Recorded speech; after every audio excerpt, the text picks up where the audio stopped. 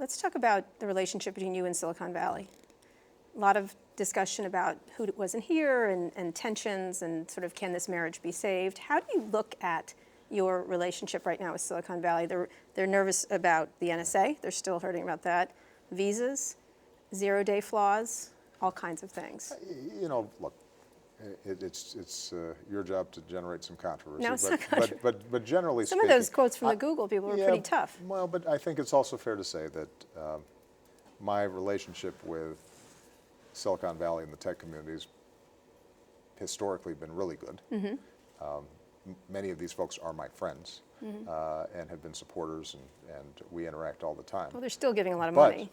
But what is true is that the Snowden disclosures were really harmful in terms of the trust between the government and many of these companies, in part because it had an impact on their bottom lines.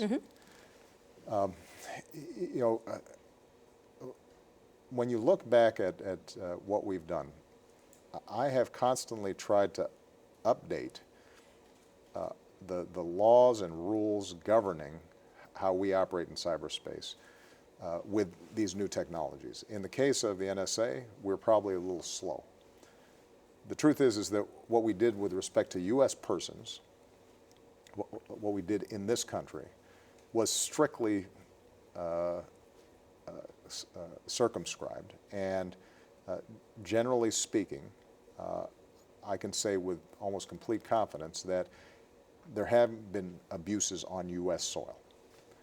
But it's a global internet world, and that's and their point. businesses. And that's been the challenge. What is true is, and I've said this publicly, so I'm not saying anything that's classified in any way, our capacities to scoop up information mm-hmm. became so great, and traditionally there haven't been restraints on our intelligence community scooping up information from outside our borders mm-hmm. and non-U.S. persons. And so what ended up happening is that in places like Germany, this had a huge impact not just on government-to-government relations, but suddenly all the Silicon Valley companies that are doing business there find themselves challenged, in some cases not completely sincerely, because some of those countries have their own companies who want to displace ours. Mm-hmm. I say all this to make the point that I think we have made real progress in narrowing the differences around the national security privacy balance.